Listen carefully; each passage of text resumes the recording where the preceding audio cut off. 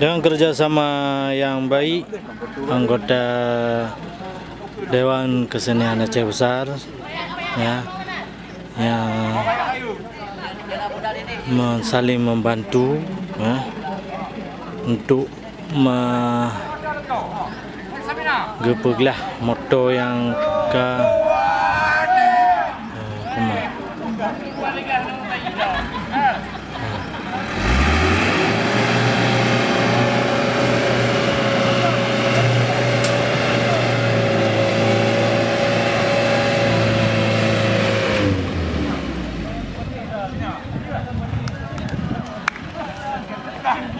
nyan bekas ji